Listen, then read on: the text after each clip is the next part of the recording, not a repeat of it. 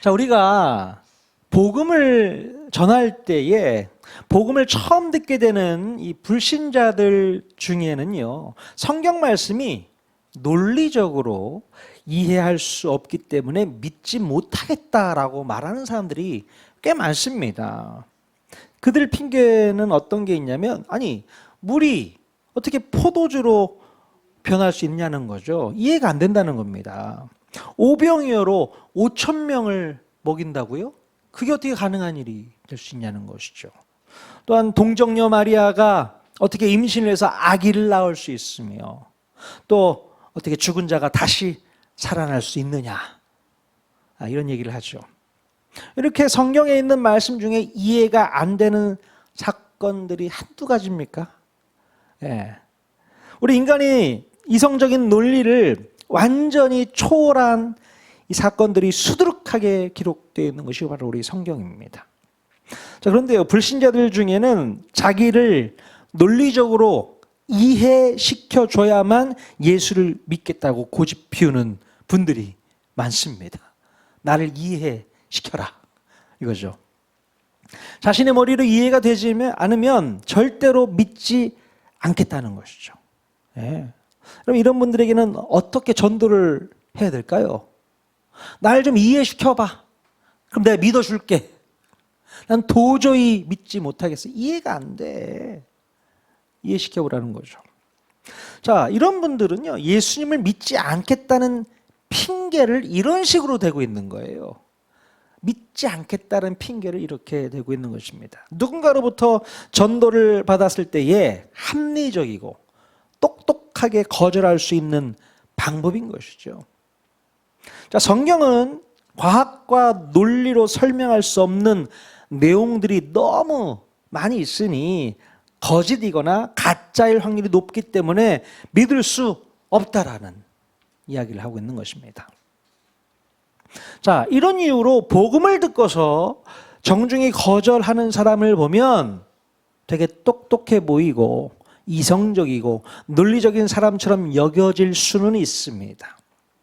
하지만 자기가 모르는 사실이 많다는 것을 모르는 어리석은 사람이라고 말할 수 있어요.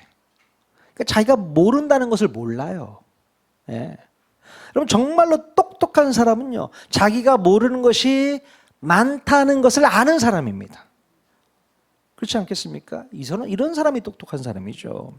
그러니까 모르는 사실이 많다는 것을 알기 때문에 더 겸손해질 수밖에 없는 것이죠. 그래, 내가 아는 게 뭐가 있겠어. 나는 아무것도 몰라. 오히려 더 겸손해질 수 있게 되는 것입니다. 자, 그래서 정말로 똑똑하고 겸손한 사람이 예수님을 믿을 확률이 더 높습니다. 예. 그다음에 예수님을 잘 믿는 여러분들은 똑똑하신 분들이시고 겸손하신 분들인 줄로 믿습니다. 우리 옆 사람이 이렇게 한번 인사했으면 좋겠습니다. 예수님을 잘 믿는 것을 보니까 정말로 똑똑하시네요. 예, 정말로 똑똑하시네요. 그래요. 똑똑하시니까 예수님을 믿게 되는 겁니다. 어리석은 사람은 자기가 다 안다고 생각하니까 안 믿는 거예요. 네, 참 그렇습니다. 그럼 신앙생활은 내가 모르는 사실이 너무 많다는 전제에서 시작하면 좋습니다. 네. 세상에서 가장 똑똑한 과학자라고 하더라도 자기 자신이 모르는 사실이 너무 많다고 인정을 한다면 예수님을 믿는 것이 그다지 어렵지가 않습니다. 네. 그러나 자신의 지식과 논리가 AI급이라고 자부하는 사람들, 이런 사람들은 오히려 그 교만함 때문에 어리석은 결정과 판단을 내릴 때가 너무 많이 있어요. 네. 자기의 판단이 무조건 옳다고 믿고서 성경 말씀이 허무맹랑하다고 판단하게 되면 이런 분들이야말로 예수님을 믿기가 제일 어려운 분들입니다. 그러니까 전도되기가 제일 어려운 분들은 똑똑한 분들이 아니라 어리석고 교만하고 자기가 최고라고 믿고 사는 분들이 전도하기가 그렇게 어렵습니다. 예. 그렇게까지 표현하지는 마시고. 여러분, 신앙생활의 시작은 이해가 된 다음에 믿어지는 것이 절대로 아닙니다. 예. 먼저 믿음을 가지게 되면 그 다음에 이해가 되는 것이 기독교 신앙생활이에요. 네. 자, 그런데 보통 보면 이해가 되면 그때 믿겠다고 하는 분들이 있는데 이런 분들조차도 다른 경우에는 이해가 되지 않았음에도 불구하고 믿고 가는 경우가 많이 있어요. 이런 사람들이 있습니다. 그럼 생각해 보십시오. 처음 가는 목적지가 있어요. 그 목적지를 가는데 우리는 보통 내비게이션을 켜죠. 핸드폰에 있는 어플로 내비게이션을 켜서 어떻게 믿고 갑니까? 이해하고 갑니까? 먼저 내비게이션에서 말하는 대로 이끌어주는 대로 믿고 가는 거잖아요. 그렇죠? 도착해 보니까 아하, 이 길로 오니까 목적지에 도착했네, 이해가 되는 거거든요. 우리가 그렇게 살고 있어요. 아니, 이해를 하고 가는 겁니까? 아니요. 믿고 가는 겁니다. 그럼 비행기를 탈 때에 비행기가 추락하지 않을 것을 믿고 탑니까? 이해하고 탑니까? 믿고 타는 거잖아요. 아, 이 비행기 안 떨어져. 쉽게 떨어지지 않아. 그냥 믿고 타는 거잖아요. 아니, 사람들 중에는 이 비행기가 왜 안 떨어지는지에 대한 그 이유를 알고 이해하고 그럼 됐어. 그러고 타는 사람이 있어요? 없습니다. 믿고 타는 거예요. 자, 믿는 게 먼저 일 때가 참 많습니다. 자, 우리 하나님은 우리가 이해해서 알게 되는 분이 절대로 아닙니다. 예. 오히려 이해하려고 하면 할수록 더 이해가 안 되는 분이 우리 하나님이세요. 자, 그러나 하나님의 말씀을 믿음으로 받아들이고 말씀대로 순종하면 그 뒤에 가서 자연스럽게 이해가 되는 것이 하나님을 믿는 신앙생활입니다. 예. 그래서 이해가 먼저가 아니고 믿음이 먼저라는 것을 우리는 분명히 깨달아야 될 줄로 믿습니다. 예. 이해가 먼저가 아니고 믿음이 먼저다. 그럼 예수님께서 물 위를 걸으셨다고 성경에 기록되어 있는데 이 말씀 믿으십니까? 물 위를 걸으신 것을 믿으세요? 예. 근데 이 사실을 믿지 않는 사람들은 논리적으로 이해할 수 없다는 거죠. 어떻게 물 위를 걸을 수가 있겠어? 혹시 한 발 빠지기 전에 다른 발 올려놓고 그 발 빠지기 전에 다시 발 올려놓고 이렇게 걷는 거야? 비아냥거리잖아요. 어떻게 물에 안 빠질 수 있냐는 것이죠. 자, 그런데 오히려 저는 예수님이 물 위를 걸으실 수 없다면 저는 그걸 더 못 믿겠어요. 네. 어떻게 신성을 가지고 계신 우리 예수님이 물 위도 걷지 못하는 그런 분이시라면 저는 그분 안 믿고 말죠. 어떻게 믿습니까? 물 위도 걷지 못하시는 예수님이다? 어떻게 믿습니까? 안 믿죠. 자, 그러므로 여러분, 우리의 신앙은 믿음이 우선이고 이해는 나중입니다. 뭐가 우선이라고요? 믿음, 신뢰, 믿음이 먼저. 자연스럽게 그 다음에 이해가 따라오게 된다는 것을 아실 수 있길 바랍니다. 오늘 읽은 본문에서도 보면 우리의 지식과 지혜로는 도저히 이해할 수 없는 놀라운 기적이 일어나는 것을 경험할 수 있게 됩니다. 바로 홍해가 갈라지는 기적의 역사가 기록되어 있는 본문 말씀입니다. 자, 홍해가 갈라지는 기적은 교회를 다니지 않는 사람들도 다 알 정도로 유명한 사건이죠. 예.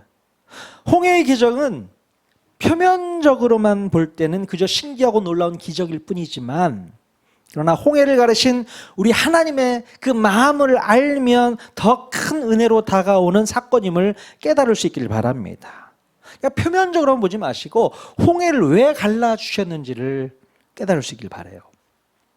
지금 이집트 고센 땅에서 나온 이스라엘 백성들은 절체절명의 순간을 맞이하게 되었습니다. 하나님께서는 이스라엘 백성들의 안전을 위해 광야길로 인도하셨지만 오히려 이 길은 바다가 가로막고 있는 막다른 길이었음을 알게 됩니다. 자, 엎친 데 덮친 격으로 뒤에서는 바로가 보낸 600대의 병거와 군사들이 이스라엘 백성들을 다시 포로로 잡기 위해서 달려오고 있는 그런 상황이에요. 예. 자, 홍해 앞에서 진을 치고 있던 이스라엘 백성들은 얼마나 긴박하고 초조하게 느꼈을까요? 또 도망갈 수 있는 길이 있다면 서둘러서 도망을 갔을 텐데 길이 막혀버렸어요. 앞에 바다가 있습니다. 자, 배라도 있으면 노를 저어서라도 이 바다를 건너가려고 했을 텐데 그 많은 사람들이 타고 갈 수 있는 배는 애시당초 있지도 않았습니다. 안전한 길이라고 해서 따라왔는데 안전하기는커녕 더 위험하고 더 답답하고 더 큰 걱정과 근심과 염려를 하게 되는 후회막심한 길이 바로 이 광야길이었다라고 그들은 깨닫게 되었을 것 같습니다. 그럼 이렇게 하나님께서 인도하시는 길이 우리 생각처럼 평탄하거나 평화롭거나 안전한 길이 아닐 때가 많다는 것을 여러분 깨달으셔야 됩니다. 다 평탄한 길, 좋은 길만 있는 게 아니라는 거예요. 오히려 좌절과 절망을 느끼기에 충분한 막다른 길일 때가 더 많이 있다. 예, 그렇습니다. 그럼 왜 하나님께서는 당신의 자녀들을 이런 길로 인도를 하시는 것일까요? 왜 그런 겁니까? 하나님의 자녀들이라면 누구보다도 곧게 잘 뻗어 있는 평탄한 길로 인도하여 주시는 게 맞지 않을까요? 우리 하나님이 그 정도는 하실 수 있잖아요. 자, 우리가 그런 길로만 걸어가는 것을 믿지 않는 사람들이 지켜본다면 오히려 자기네들이 스스로 예수님을 믿어보겠다고 하지 않겠습니까? 우리가 평탄한 길로 가는 모습을 본다. 야, 교회 다니는 사람들은 아니 문제도 안 일어나. 수해도 안 당하더라. 에? 병도 안 걸린대. 그냥 평탄하게 쭉 행복하게 잘 사는데 그러면 이게 소문나면 너도 나도 다 교회 간다고 할 것 같아. 야, 나도 교회 간다. 교회 가서 그런 삶 살아야지. 전도 안 해도 사람들이 몰려올 거예요. 그럼 얼마나 좋을까요? 자, 그런데 이런 열악한 상황이 계속된다? 그러면 누가 예수를 믿겠다고 하겠습니까? 야, 교회 가도 다 소용없어. 맨날 아픈 데는 계속 아파. 맨날 돈도 없는데 하나님께서 좀 풍성하게 채워주시면 좋으련만 돈도 안 벌리더라. 예? 그런 불편하고 안타까운 얘기들만 넘쳐나는 거예요. 자, 그래서 어떻게 보면 잘 믿고 있던 사람들도 떨어져 나가지 않으면 다행이야. 아니, 교회 나왔더니 더 좋은 일만 생길 줄 알았더니만 그런 일은 안 생기고 왜 이렇게 힘들고 어려운 일만 생기나. 혹시 내가 교회 다녀서 그런 거 아닌가? 그런 생각이 계속 들 때가 있어요. 그래서 다시 한번 생각해 봐야겠다 이거. 교회 나갔더니 좋은 일만 생길 줄 알았더니 좋은 일이 뭐야. 안 좋은 일이 계속 생기네. 집안에 문제가 생기고 우환이 깃들고. 자, 이런 생각이 들면요, 대번 저는 절로 가겠습니다. 이러고 옮기시는 분들이 있을지 모르겠어요. 아휴. 자, 그렇다면 도대체 왜 하나님께서는 이스라엘 백성들과 또 오늘날 우리들을 이런 막다른 길로 자꾸만 인도하시는 걸까요? 왜 그런 겁니까 도대체? 예? 무슨 특별한 뜻이 있는 것일까요? 아마도 우리 하나님께서는 이제 막 출애굽한 이스라엘 백성들로 하여금 바로 구원의 출구가 오직 하나님밖에 없음을 각인시키기 위함이 아니었을까 그렇게 애써 생각을 해보게 됩니다. 구원의 출구는 오직 하나님밖에 없어. 이거 계속 강하게 충격을 주면서 각인을 시켜주시는 하나님의 뜻이 아닐까. 다시 예전으로 돌아갈 수도 없도록 뒷문도 막으시고, 또 내 힘으로 뭔가를 시도하거나 도전하지 못하도록 앞문도 막으셔서 오로지 주님의 손길만 기다리게 하심이 아니었을까. 그 생각을 제가 해보게 됩니다. 그래, 오직 하나님만 바라볼 수 있는 그런 믿음의 사람 되라고 그러시는 거겠지. 그렇게 생각합니다. 자, 정말로 이스라엘 백성들은요, 이도저도 할 수 없는 진퇴양난의 상황이었습니다.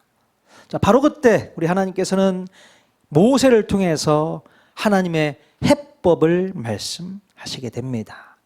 자, 출애굽기 14장 16절 말씀 같이 읽어보겠습니다. 시작. 지팡이를 들고 손을 바다 위로 내밀어 그것이 갈라지게 하라.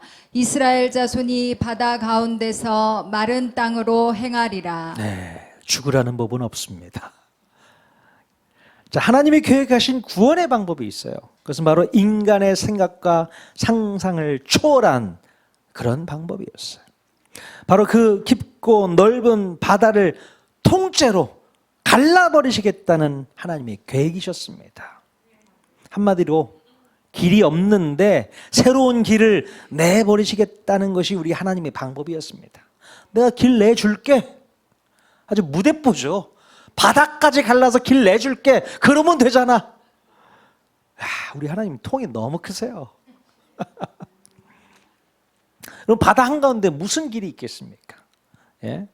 근데 우리 하나님께서 길을 내시면 그곳이 곧 길이 된다는 것을 말씀하고 있는 거예요. 예. 우리 하나님께서는 이스라엘 백성들에게 바로 이 사실을 깨닫게 하고 싶으셨던 것입니다. 내가 곧 길이고 진리고 생명이라는 사실을 홍해를 가르면서 각인시키고 싶으셨던 겁니다. 내가 길이야. 내가 진리야. 내가 생명이야. 나만 따라오면 돼. 예. 자, 그래서 드디어 모세는 하나님의 말씀대로 지팡이를 들고 액션을 취하게 됩니다. 출애굽기 14장 21절 말씀 같이 읽겠습니다. 시작. 모세가 바다 위로 손을 내밀매 여호와께서 큰 동풍이 밤새도록 바닷물을 물러가게 하시니 물이 갈라져 바다가 마른 땅이 된지라. 예, 모세가 바다 위로 손을 내밀었더니 하나님께서 큰 동풍이 밤새도록 불게 하셔서 바닷물을 물러가게 하셨다. 바람을 불어서 말리셨나 싶었더니 밀어냈더라고요, 이렇게. 그래서 물이 갈라져서 바다가 마른 땅이 되었다. 자, 저는 이 말씀을 볼 때에 하나님의 일하시는 방법을 또 하나 발견하게 됩니다. 뭘 발견했을까요? 자, 하나님께서는 무슨 이유 때문에 홍해를 단박에 가르지 않으시고 밤새도록 큰 동풍을 불게 하셔서 바다를 물러가게 하셨던 것일까요? 자, 하나님의 능력은 동풍이 필요 없이 그냥 바다를 쪼개실 수 있는 그런 분이세요. 바다야 갈라져라 하면 쫙 갈라질 수 있는 거 아니겠습니까? 그런데 왜 강한 동풍을 밤새도록 불게 하셔서 일을 하셨던 것일까요? 궁금하지 않으세요? 난 이게 제일 궁금하던데요. 그냥 말씀만 한마디만 하시면 쫙 갈라질 수 있는 건데 왜 밤새도록 동풍이 불게 하셔서 바닷물을 갈라 놓으셨을까? 자, 여러분, 우리 하나님은요 바로 시간과 과정을 통해서 우리와 함께 일하신다는 것을 말씀하고 싶으셨던 겁니다. 하나님은 단지 물리적인 결과만을 원하시는 것이 아니라 그 과정을 통해서 사람들의 마음을 변화시켜 주시고 없었던 믿음을 만들어주고 싶으셨던 거예요. 그래서 밤새도록 이라는 표현은 무슨 의미가 있냐면 하나님의 역사에는 때와 순서와 과정이 있다라는 것을 보여주고 있는 것입니다. 예를 들어 한번 설명해 볼게요. 여러분, 여리고 성벽 성벽을 무너뜨려 주실 때에도요, 그냥 단박에 성벽 무너져라 한마디면 와르르 무너질 수 있어요. 자, 그런데 7일이라는 그런 시간과 또 성벽 주위를 13바퀴 도는 과정을 남겨놓으신 것은 바로 이 과정을 통해서 우리의 마음을 더욱 강화시키시고 믿음으로 무장하라는 하나님의 크신 뜻이 있었다는 겁니다. 일주일 걸렸어요. 13바퀴를 성벽을 돕니다. 그러면서 생각하라는 거죠. 예. 이 밤새도록이라는 말과 맥락이 비슷한 내용입니다. 예. 또 하나요. 우리 하나님은 나아만 장군이 요단강물에 한 번만 몸을 담궈도 병을 낫게 하실 수 있는 그런 분이세요. 한 번에 딱 고칠 수 있는 분이시라고요. 자, 그러나 굳이 7번이라는 과정을 주심으로 머리로 이해하려는 이 원초적인 마음은 이제 집어 던져 버리고 오직 믿음으로 받아들이는 과정을 통해서 깨닫게 하신 것이 아닐까 싶습니다. 그래서 7번, 굳이 7번씩이나 강물에 몸을 담그라고 얘기하는 겁니다. 이해가 되지 않습니다. 아니, 이해로 받지 말고 믿음으로 받으라라고 말씀하고 있는 것이 아닐까. 자, 그러므로 이스라엘 백성들은 밤새도록 강한 동풍이 부는 것을 보면서 뭘 느꼈을까요? 강한 동풍이 막 불어제껴요. 그럼 뭘 느꼈을까요? 바로 하나님께서 지금도 일하고 계심을 몸으로 경험했을 것입니다. 그래서 결국 하나님을 신뢰할 것인지 아니면 여전히 두려움을 선택할 것인지 기회를 주신 것이라고 생각할 수 있지 않을까 싶습니다. 야, 이거 하나님께서 뭔가 역사하고 계시는데 이 생각을 하게끔 하시는 것이죠. 그러니 더 이상 두려워할 게 아니라는 얘기를 하고 있는 것입니다. 그럼 마찬가지로 우리가 하나님께 간절한 마음으로 기도할 때가 있습니다. 하나님, 이거는 꼭 제발 들어주셔야 됩니다. 이거 좀 응답해 주세요. 자, 우리 마음 같아서는 그냥 단박에 응답해 주시면 좋겠건만, 예. 우리 하나님은요 엄청 시간을 끄시는 것처럼 느껴져요. 한 방에 안 들어줘요. 시간을 엄청 끄세요. 쉽게 응답을 주시지 않고 최대한 시간을 끌면서 일하시는 것을 볼 수 있습니다. 여기서 우리는 밤새도록이라는 방법으로 일하시는 하나님의 마음을 배울 수 있어야 됩니다. 즉각적인 응답이 없다고 해서 절대로 하나님을 오해해서는 안 됩니다. 예? 하나님께서 무능하거나 무관심하거나 바빠서 안 하시는 것이 절대 아닙니다. 예? 우리의 믿음은 갑작스러운 기적 앞에서 갑자기 생겨나는 것이 아니에요. 예? 오히려 하나님의 때를 기다리며 하나님의 사랑의 마음이 느껴질 때 그때 믿음이 생기는 겁니다. 하나님께서는 그렇게 여러분들의 믿음을 키워주고 계시는 거예요. 기적이 빡 일어나면 믿음이 빡 생기는 게 절대 아니라는 얘기예요.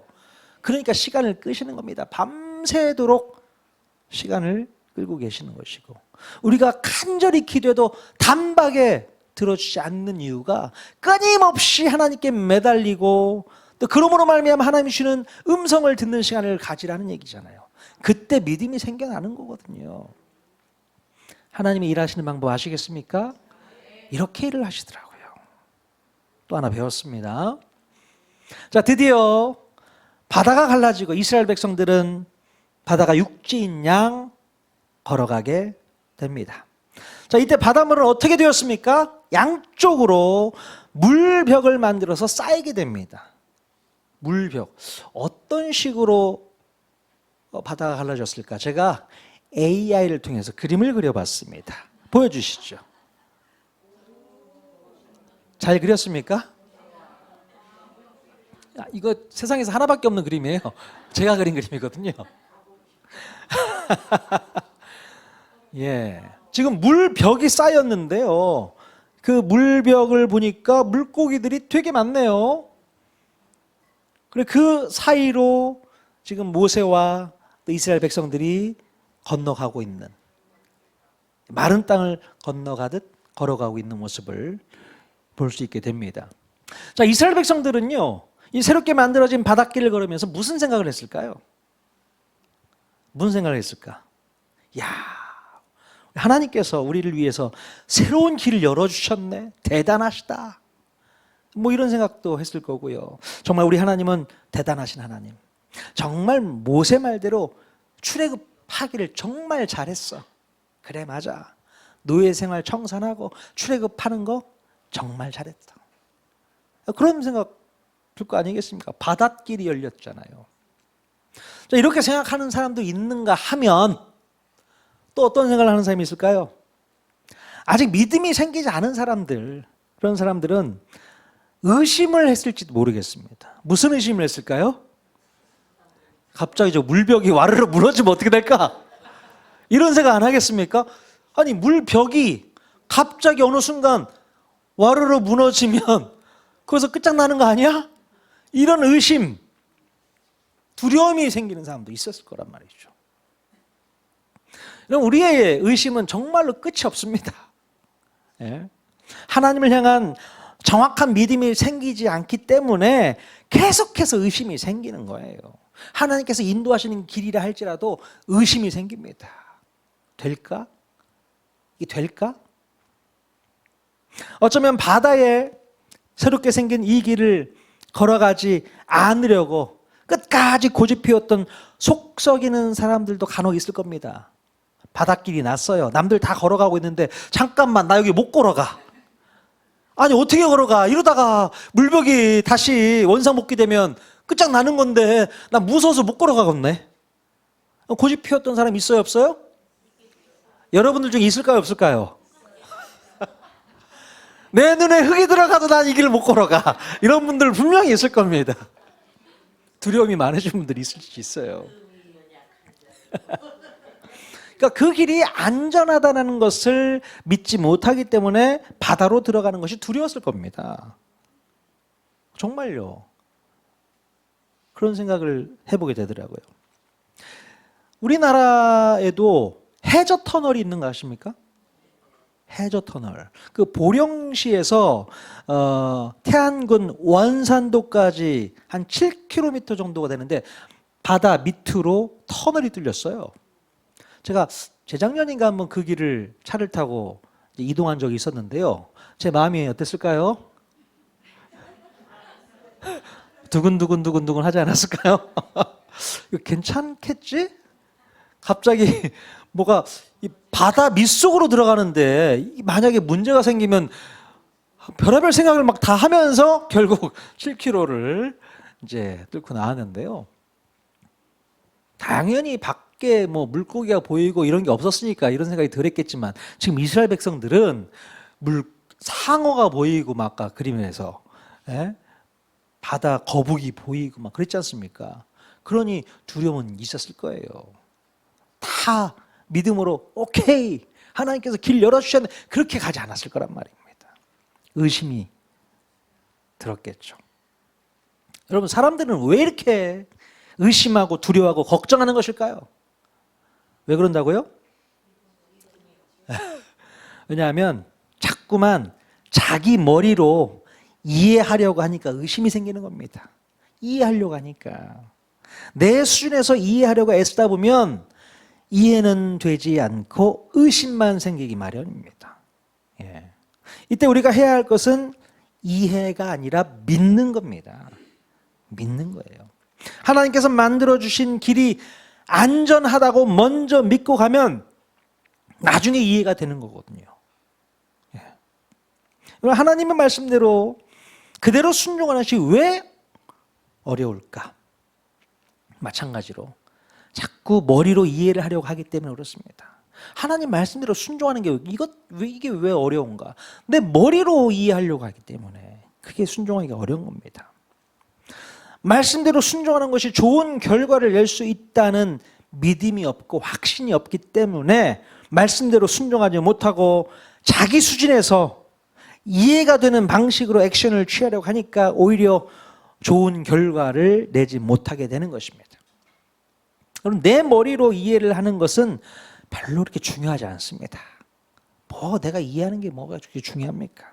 우리 하나님은 우리의 이해를 뛰어넘어서 역사하시는 분이시기 때문에 굳이 이해하려고 애쓸 필요가 없어요. 뭐 우리가 뭐 대단한 사람도 아니고 우리를 굳이 이해시키려고 할 필요도 없는 거잖아요. 자, 그렇다면 우리가 머리로 이해하려고 하는 것보다 더 필요한 것이 무엇일까요?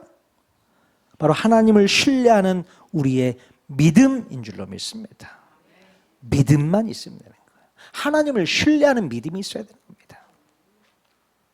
자, 그런데 그 믿음이 죽은 믿음이 아니라는 것을 증명하는 것이 뭘까요? 믿음이 필요한데 그 믿음이 죽은 믿음이 아니라는 것을 증명하는 것은 뭘로 나타날까요?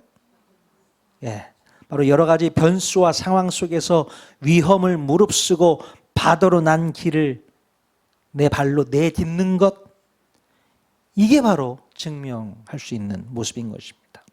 이렇게 발을 내딛고 앞으로 나아가는 순종이 우리의 믿음을 증명하고 있는 것입니다. 그러므로 좋지도 않은 머리로 이해하려고 하지 말고 믿음으로 순종하기를 더 애쓰시길 바랍니다. 우리는 뭐 얼마나 이해를 한다고요. 이해하려고 하지 마세요. 우리 옆 사람에게 권면했으면 좋겠습니다. 이해하려고 하지 말고 믿음으로 순종하세요.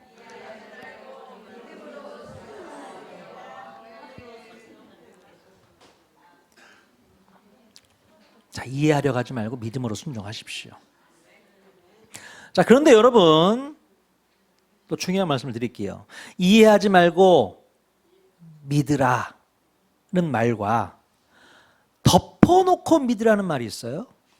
덮어놓고 믿으라는 말이 동일한 뜻이라고 생각하면 절대 안 됩니다.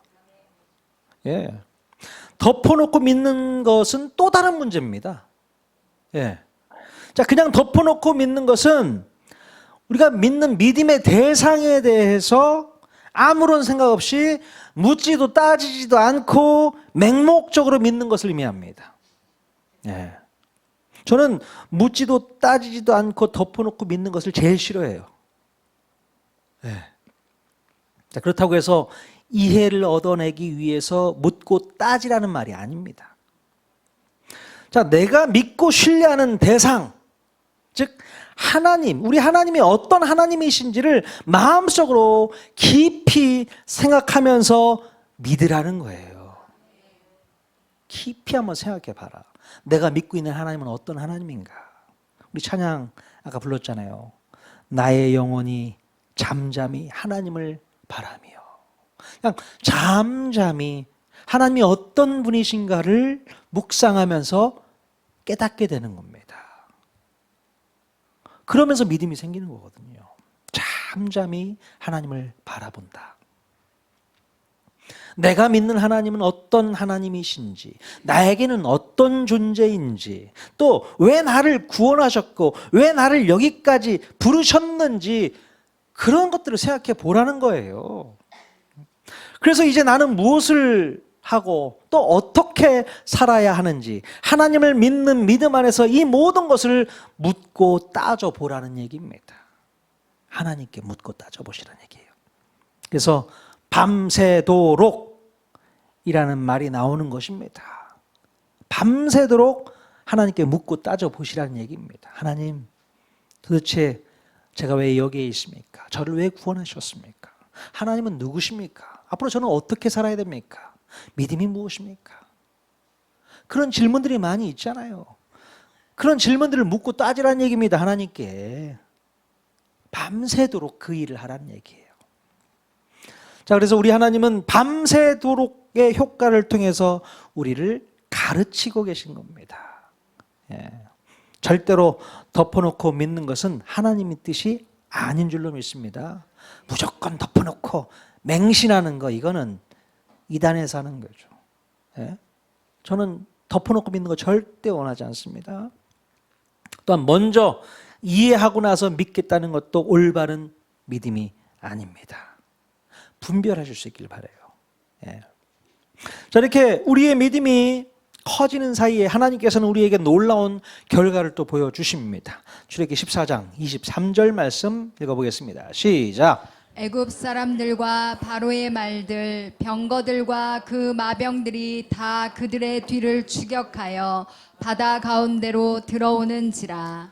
자, 애굽의 병거는 이스라엘 백성들의 꼬리를 물기 위해서 거침없이 달려서 홍해 바닷길로 아무런 두려움도 없이 밀고 들어오게 됩니다.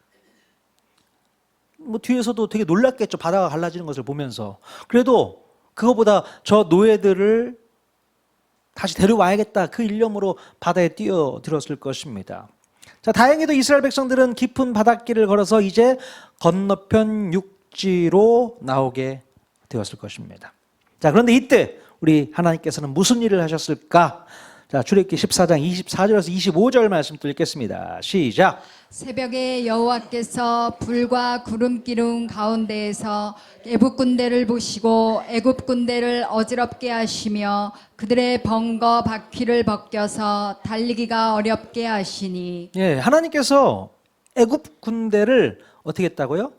어지럽게 하시고 병거의 바퀴를 다 빼버리셨어요. 바퀴가 빠져버리네요. 요즘 말로 말하면 타이어가 펑크가 나버리네. 이런 일들이 희한하게 벌어지고 있고요. 또 마지막으로 그들을 홍해 바닷물로 수장시켜버리게 됩니다. 물벽이 와르르 무너지면서 길이 없어지게 되어버리죠. 자, 28절에 한번 그 설명을 다시 한번 읽어보도록 하겠습니다. 시작. 물이 다시 흘러 병거들과 기병들을 덮되 그들의 뒤를 따라 바다에 들어간 바로의 군대를 다 덮으니 하나도 남지 아니하였더라. 예, 이렇게 바로가 보낸 병거 600대와 기병들은 한순간에 바닷속에서 끝장나게 되었습니다. 자, 이래 애굽 군대의 모든 장자들과 또 그나마 남아있던 차자들까지도 하나님의 심판으로 모두 자취를 감춰버리게 됩니다. 장자 이미 다 죽은 거 아시죠? 남아있는 것들은 차자들이 왔을 거 아니에요. 이 차자들도 죽어버렸네. 예. 결국 애굽의 이 제국주의의 야욕은 여기서 끝을 맺게 됩니다. 예. 더 이상 애굽은 오랜 시간 동안 국경 밖으로 군 병력을 내보낼 수 없는 나약하기 짝이 없는 그런 처지가 되어버리게 됩니다. 그래서 성경의 역사를 보더라도요, 애굽이라는 이름이 한동안 나오지를 않습니다.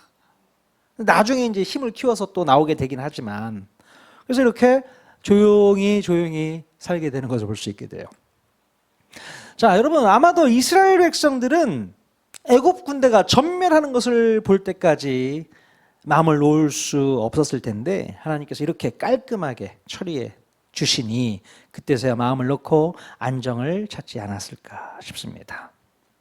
그럼 정말로 이 싸움은 누가 싸우는 싸움이었어요?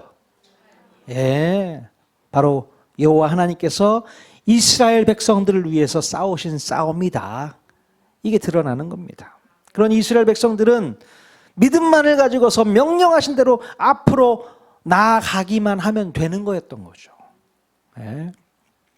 그럼 이 싸움의 패턴은 이스라엘 백성들에게만 적용되지 않고요. 오늘 우리들에게도 똑같이 적용되는 원리라는 것을 깨달을 수 있기를 바랍니다. 우리가 할 일은 하나님 말씀대로 순종하면서 우리의 믿음을 증명해내는 것만 하면 되는 거예요. 예. 그러면 우리를 공격하는 악한 세력들을 우리 하나님께서는 뒤에서 조용히 정리해 주고 계신다는 것이죠. 여러분 그런 하나님을 믿을 수 있길 바랍니다. 근데 우리는 뒷일을 걱정하잖아요. 야, 애굽 병사들 저것들 계속 쫓아오는데 어떻게 해야 되나. 그거 신경 쓰지 말라는 겁니다. 네가 신경 쓸 일은 하나님 말씀대로 순종해서 너의 믿음이 살아있다는 것을 증명해 보여라. 뒷일은 내가 책임진다. 걱정하지 마라. 염려하지 마라. 계속 그 얘기를 가르쳐주고 있는 거예요. 의심하지 말라는 겁니다. 이해하려고 하지도 마. 그냥 믿어. 단 덮어놓고 믿는 건 안 돼. 묻고 따지면서 하나님과 밤새도록 묻고 따지는 시간을 가지면서 그렇게 믿음으로 나오라고 주님이 말씀하고 있는 줄로 믿습니다. 우리 통하는 게 모든 성도들이 바로 이런 믿음의 훈련 계속해 나아갈 수 있기를 바랍니다. 한두 해 살다가 우리 천국 갈 거 아니잖아요. 그죠? 앞으로 살 날이 아직도 많이 남았습니다.